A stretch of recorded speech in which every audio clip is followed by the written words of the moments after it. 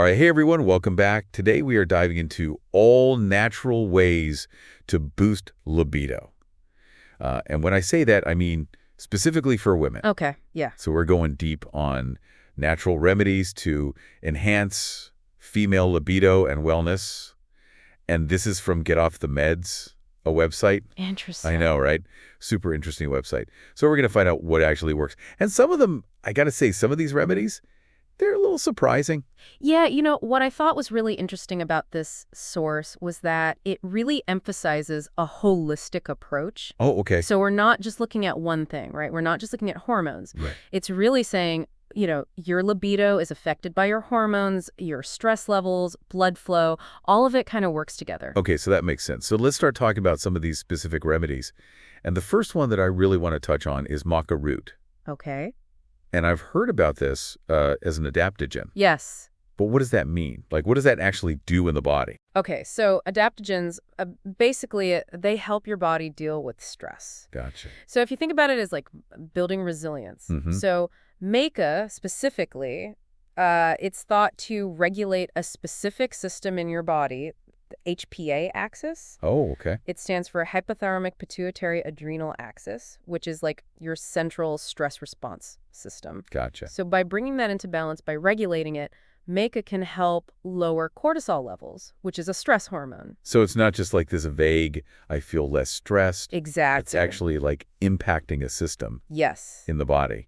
Interesting. And, high cortisol levels are not good for us. No. In general. For many, many reasons. And when we're talking about libido, chronically high cortisol can actually get in the way of hormone production and just sap your energy. Right, because if you're in fight or flight mode all the time, Yeah. you're probably not thinking about, getting busy. Exactly. So that makes sense. Okay, so we talked about Maca Root. What about ashwagandha? Oh, yes, ashwagandha. That's another one that targets stress. Oh, okay, interesting. I actually, I've taken ashwagandha before Yeah. to help me sleep.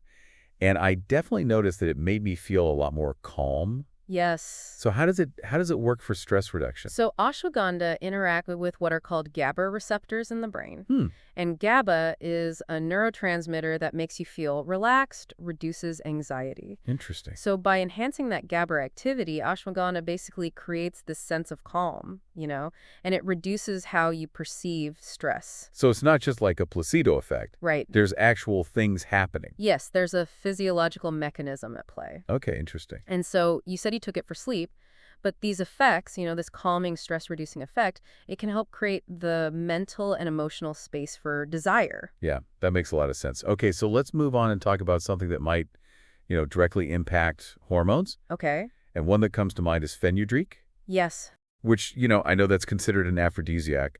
What's the science behind that? So fenugreek has these compounds in it called saponins, and saponins have been shown they have like a mild estrogenic effect. Oh. So obviously estrogen is really important for female sexual desire and response. Of course, yeah. So by supporting healthy estrogen levels, it is thought that fenugreek can actually increase libido. So it's not just an old wives' tale. Exactly. So there's something behind it. There's scientific evidence to support its traditional use. Interesting. Okay, so here's one that I think our listeners are really going to be happy to hear about. Okay. Dark chocolate. Yes. Tell me that there is a link between chocolate and libido. There is. Oh, okay, good. So dark chocolate, and specifically we're talking about the kind with at least 70% cocoa. Okay.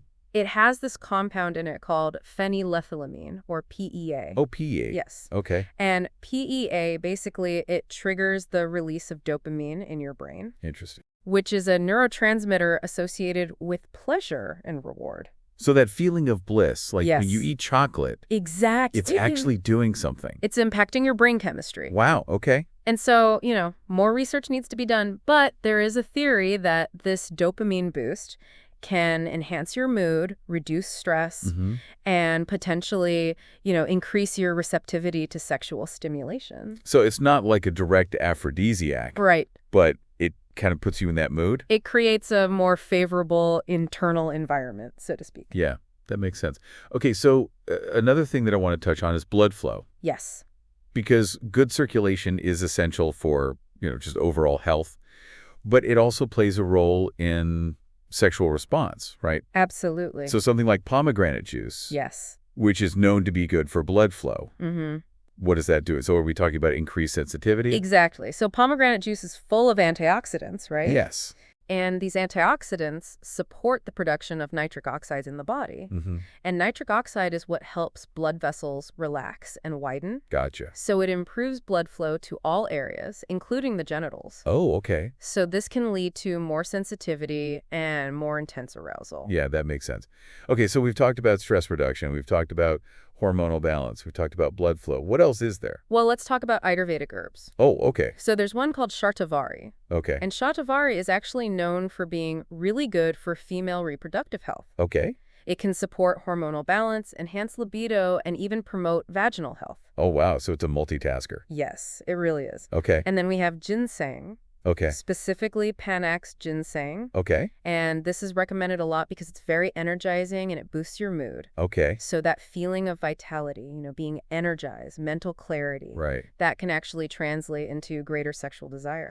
So it's like, if you're not feeling good and you're tired, Yeah, it's probably not going to happen. exactly. Ginseng can really help combat fatigue and, enhance your mental focus. Right. So you're in a more positive and receptive mindset when it comes to sex. That's interesting. So again, it's like that mind-body connection. Yes. You can't just focus on one or the other. It's all connected. You got to focus on both. Exactly. Okay, so another one that I've always been really curious about is saffron. Oh, yes. It's so exotic, and it just has this kind of mystical quality to it. I know. It's a fascinating spice. Yeah? It's been used for centuries as an aphrodisiac. Wow. And modern research has actually suggested that it could boost your mood because it impacts neurotransmitters in your brain. So it's not just like this romantic ritual Right. of like soaking saffron strands in warm milk. It's Exactly. actually doing something. There's a chemical basis for its effects. Interesting. Okay, so let's round this out Okay.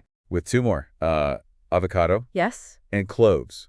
Interesting. Okay, so avocado, I always think about it as being a good source of healthy fats. Mm-hmm. How does that play into libido?